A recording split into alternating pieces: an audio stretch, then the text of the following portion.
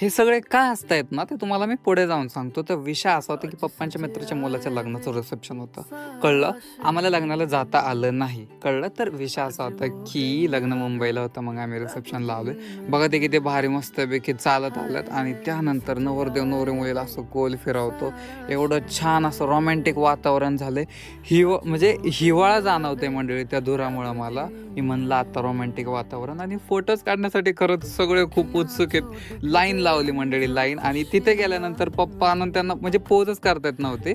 थोडीशी जरा गंमत झाली. त्यानंतर मग सगळे बघा अख्ख्या चेअर्स मोकळे रिकाम्या होत्या कारण की सगळे जेवण करून निघाले होते.